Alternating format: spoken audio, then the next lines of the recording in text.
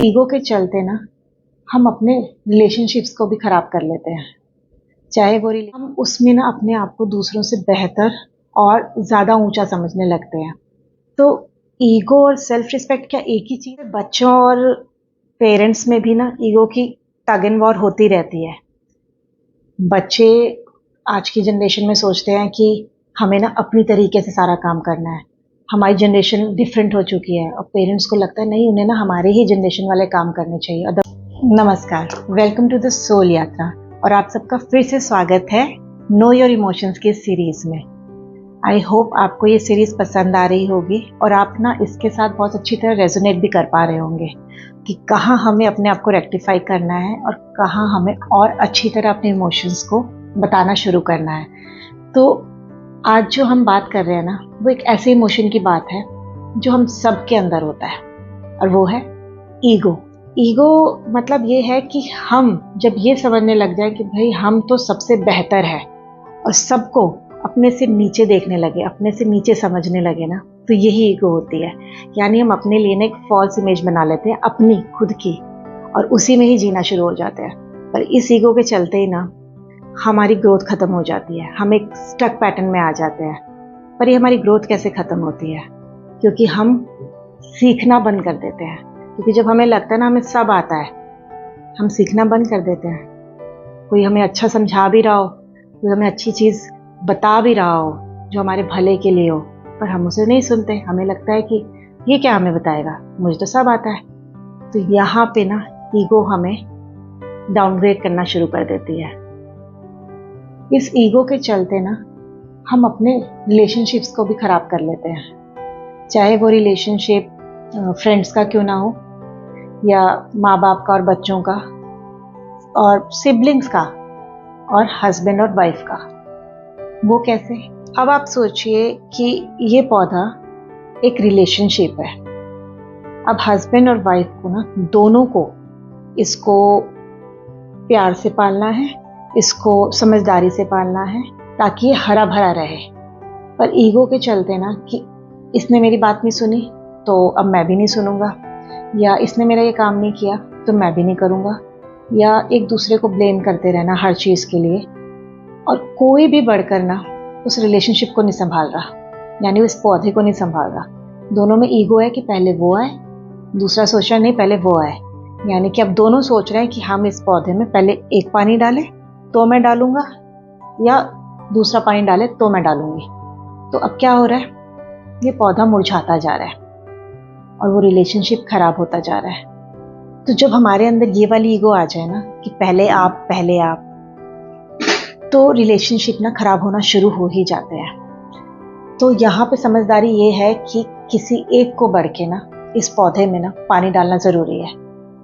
तो ego relationship को इस तरह डिस्ट्रॉय कर देती है कि एक दूसरे की तरफ देखने की या एक दूसरे को समझने की ना शक्ति खत्म कर देती है। क्योंकि हमारे अंदर तो ये है कि मैं ही ठीक था, वो गलत था, और दूसरा सोच रहा नहीं मैं ठीक थी, वो ही गलत था, तो पहले वो आए फिर मैं जाऊंगी। तो इस वजह से ना रिलेशनशिप खराब होने लगता है, उनमें खटास आने लगती है। तो ईगो यहाँ पे ना बहुत ही गलत इम्पैक्ट डालती है हमारे किसी भी रिलेशनशिप में। तो ये जो ईगो है ना, ये हमें किसी भी चीज़ पे हो सकती है, चाहे वो पावर से रिलेटेड हो, अथॉरिटी से रिलेटेड हो, या फिजिकल अपीयरेंस से रिलेटेड हो।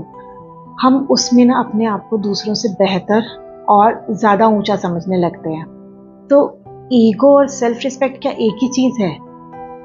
तो बहुत सारे लोग यही सोचते हैं कि ईगो और सेल्फ रिस्पेक्ट एक ही जैसा है, पर ऐसा है नहीं। ईगो को अगर हम हिंदी में समझे ना तो उसका मतलब होता है अभिमान करना, अहंकार करना, और सेल्फ रिस्पेक्ट का मतलब होता है स्वाभिमान करना।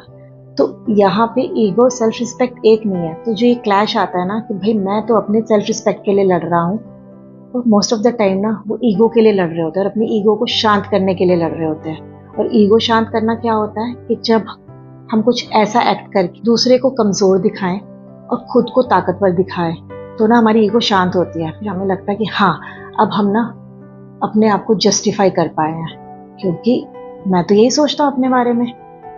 पर ये सेल्फ रिस्पेक्ट नहीं है, ये वो नेगेटिव इमोशन है जो रिलेशन जोड़ता नहीं है, वो रिलेशन तोड़ता है। तो ये स्वाभिमान क्या है, यानी ये सेल्फ रिस्पेक्ट कहाँ से आता है? तो ये जो सेल्फ रिस्पेक्ट है ना, ये हमारे इनर कॉन्शियस से आता है। ये हमें दूसरों से कंपटीशन करना नहीं सिखाता, वो अपने आप से कंपटीशन करना सिखाता है। स्वाभिमान के चलते हम दूसरों से कंपैशन करना सीखते हैं। हमारे अंदर हमेशा कंपैशन वाला भाव होगा, प्रेम का भाव होगा। पर ईगो के चलते हमारे अंदर अहंकार होगा, हमारे अंदर गुस्सा होगा, कंपटीशन होगा, ग्रीड होगी। हम दूसरे की तरक्की बर्दाश्त नहीं कर पाएंगे, कंपटीशन इतना ज़्यादा होगा। तो ईगो और सेल्फ रिस्पेक्ट में ना बहुत बड़ा अंतर है, पर हम उसे ना समझ नहीं पाते हैं। हमें लगता है दोनों एक है। तो अगर रिलेशनशिप्स में ईगो की जगह सेल्फ रिस्पेक्ट आ जाएगा ना, तो रिलेशनशिप ना बहुत अच्छी चलेगी।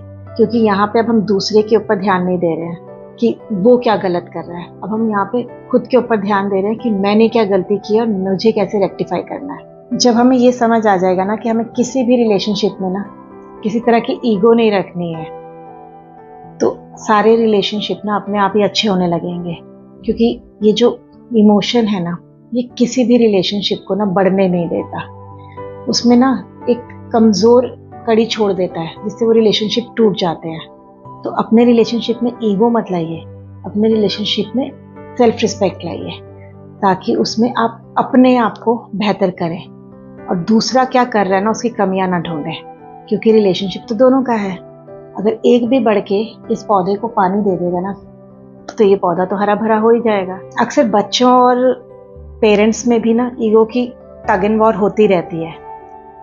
बच्चे आज की जनरेशन में सोचते हैं कि हमें ना अपनी तरीके से सारा काम करना है, हमारी जनरेशन डिफरेंट हो चुकी है। और पेरेंट्स को लगता है नहीं, उन्हें ना हमारे ही जनरेशन वाले काम करने चाहिए। और द मिनट बच्चे उनको अपोज करते हैं या उनकी बात नहीं मानते हैं, तो पेरेंट्स के अंदर भी ईगो आ जाती है कि इसने मेरी बात कैसे नहीं मानी, मैं तो बड़ा हूँ, इसे तो मेरी हर बात माननी चाहिए। बच्चे के अंदर ईगो क्या आ जाती है कि मैं अब इनकी बात नहीं मानूंगी, ये मुझे हर समय रोकते टोकते रहते हैं। तो अब दोनों के अंदर ही ना ईगो आ गई है।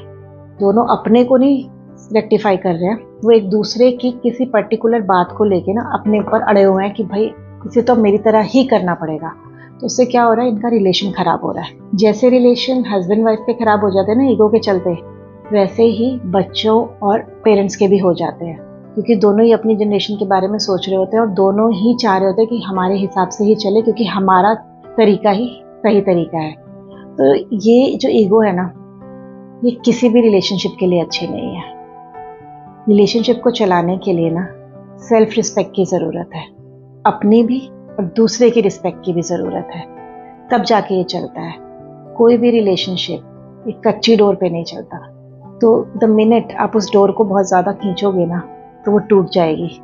और टूटने पे जब पैचअप करने की कोशिश करोगे तो उसमें गांठ लग जाएगी।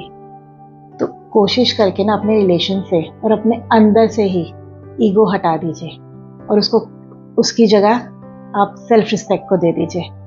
देखिएगा ये रिलेशन और ये इमोशंस कैसे पॉजिटिव हो जाते हैं। तो ये तो था आज का हमारा वीडियो ईगो के ऊपर। और इसी तरह के और वीडियोस देखने के लिए ना आप मेरे चैनल को सब्सक्राइब ज़रूर कीजिए, इस वीडियो को लाइक ज़रूर दीजिए और दूसरों के साथ इसे शेयर ज़रूर कीजिए। तो तब तक के लिए सदा खुश रहिए, मुस्कुराते रहिए, स्वस्थ रहिए। नमस्कार।